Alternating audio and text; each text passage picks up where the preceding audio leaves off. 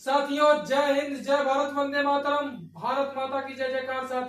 साथियों आप सभी का हार्दिक स्वागत, वंदन एवं मंगलमय अभिनंदन है। साथियों आपके अपने प्यारे प्रिय जी श्रीमती एवं श्री शिक्षण संस्थान द्वारा संचालित आर्य प्रताप सिंह यूट्यूब चैनल पर। साथियों आज हम किसी और विषय पर नहीं बल्कि इस विषय पर चर्चा करने वाले हैं कि भारतीय न्याय संहिता का इतिहास और परिचय क्या है। साथियों भारतीय न्याय संहिता का इतिहास और परिचय क्या है। साथियों किस विषय पर हम चर्चा करने वाले हैं, इतिहास एवं परिचय पर हम चर्चा करने वाले हैं। साथियों तो इतिहास और परिचय जानने से पहले आपको पता होगा कि इसी भारतीय न्याय संहिता को पहले आईपीसी कहा जाता था। क्या कहा जाता था साथियों? तो पहले आईपीसी कहा जाता था, इंडियन पिनल कोड अर्थात भारतीय दंड संहिता।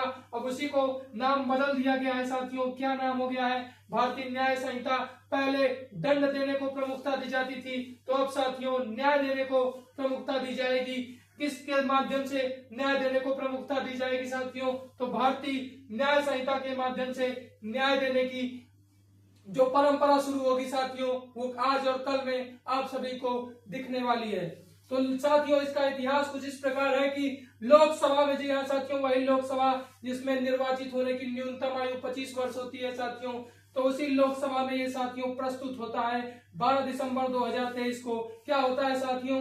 प्रस्तुत होता है साथियों 12 दिसंबर 2023 को ये प्रस्तुत हो जाता है। और पारित कब हो जाता है साथियों? तो पारित हो जाता है 20 दिसंबर 2023 को ये पारित हो जाता है साथियों। लोकसभा से पारित हो जाता है साथियों। क्या हो जाता है? पारित हो जाता है। क्या आप बता सकते हैं कि लोकसभा के स्पीकर, वर्तमान में लोकसभा के स्पीकर महोदय का, माननीय स्पीकर महोदय का नाम क्या है? कमेंट में करिए कि नाम क्या है। अब बात करते हैं साथियों, जैसे कि आईपीसी में साथियों 511 धाराएं थी। कितनी धाराएं थी साथियों? तो 511 धाराएं थी आपकी आईपीसी में। कुल अध्याय कितने थे आईपीसी में? तो आईपीसी में 23 अध्याय थे साथियों। कितने अध्याय थे? तो 23 अध्याय थे आईपीसी में। तो अब बात करेंगे बीएनएस अर्थात भारतीय न्याय संहिता में कितने अध्याय हैं? तो भारतीय न्याय संहिता में 20 अध्याय हैं साथियों। कितने अध्याय हैं साथियों? 20 अध्याय। धाराएं कम धाराएं साथियों, आईपीसी में 511 धाराएं थी, तो वही साथियों बीएनएस अर्थात भारतीय न्याय संहिता में 358 धाराएं। कितनी धाराएं साथियों?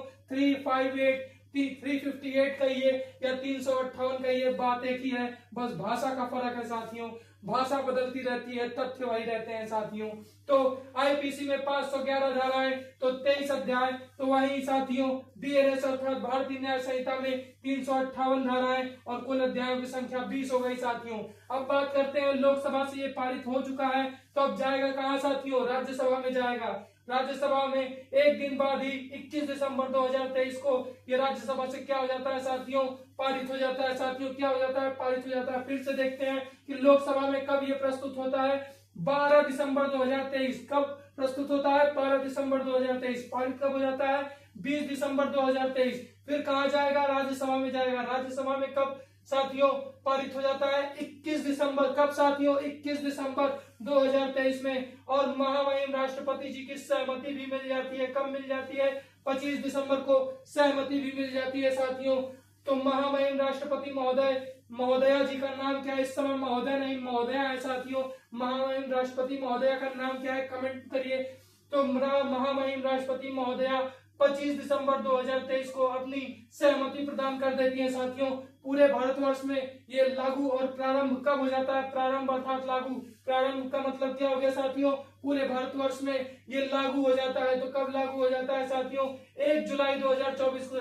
कब लागू हो जाता है साथियों? 1 जुलाई 2024 से। और एक प्रश्न, महत्वपूर्ण प्रश्न ये भी बन सकता है कि बीएनएस को लोकसभा में प्रस्तुत किसने किया था? तो बीएनएस को लोकसभा में प्रस्तुति गृह मंत्री अमित शाह जी। कौन साथियों? गृह मंत्री अमित शाह जी ने इसे पेश किया था लोकसभा में। और उनके पेश करने के बाद ही साथियों, माननीय गृह मंत्री जी के पेश करने के बाद ही पहले लोकसभा में प्रस्तुत होता है, फिर लोकसभा में पारित होता है, फिर राज्यसभा से पारित होकर राष्ट्रपति महोदया की सहमति से ये क्या बन जाता है साथियों? एक्ट बन जाता है। बिल से क्या बन जाता है साथियों?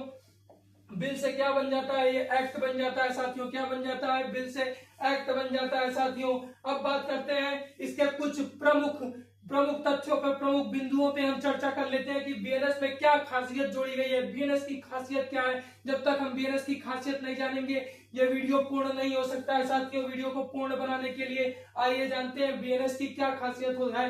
तो इसमें साथियों 33 अपराधों में कारावास की अवधि में वृद्धि की गई है। कितने अपराधों में साथियों, अगर क्वेश्चन आए कि बीएनएस में कितने अपराधों में, आईपीसी से बीएनएस जो बना है तो बीएनएस में कितने अपराधों में कारावास की अवधि में वृद्धि की गई है। मान लीजिए किसी जुर्म की सजा 5 वर्ष है तो उसको बढ़ाकर कुछ और कर दिया गया है साथियों। इसी प्रकार वृद्धि की गई है, यानी असेंडिंग ऑर्डर साथियों। असेंडिंग ऑर्डर एक डिसेंडिंग ऑर्डर मैथ में होता है साथियों। तो असेंडिंग मतलब होता है बढ़ोतरी, डिसेंडिंग मतलब होता है घटोतरी। तो बढ़ोतरी की गई है साथियों। कितने अपराधों में कारावास की अवधि बढ़ाई गई है, तो 33 अपराधों में कारावास की अवधि साथियों बढ़ा दी गई है। तो 83 अपराधों में जुर्माना बढ़ाया गया है साथियों। पहले के कानूनों में जुर्माना इतना कम होता था कि बड़े बड़े अपराध करके अपराधी फरार हो जाते थे और जब कोर्ट में पेश होते भी थे तो छोटा मोटा जुर्माना देके छूट जाया करते थे।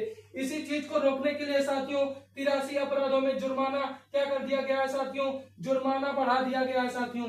23 अपराधों में न्यूनतम सजा का प्रावधान किया गया है कि अगर 23 अपराध वो ऐसे अपराध मतलब चयनित हुए हैं साथियों जिनमें की न्यूनतम सजा तो मिलनी ही मिलनी है, इसमें कोई बच के निकल नहीं पाएगा साथियों। तो अपराधियों की भी खैर नहीं है पूरे भारतवर्ष में साथियों। अब कानून आईपीसी के तहत जगह क्या आ गया साथियों, भारतीय न्याय संहिता आ गया। पहले दंड देने पर जोर था तो अब क्या इस पे जोर है साथियों, न्याय पे। क्या इस पे जोर है साथियों, न्याय पे जोर है। अब साथियों 23 अपराधों में अनिवार्य रूप से न्यूनतम सजा का प्रावधान कर दिया गया है साथियों। क्या कर दिया गया है, 23 अपराधों में न्यूनतम अनिवार्य सजा का प्रावधान कर दिया गया है साथियों। और 6 अपराधों में सामुदायिक सेवा की भी व्यवस्था की गई है साथियों। तो 6 अपराधों में सामुदायिक सेवा की भी व्यवस्था की गई है साथियों।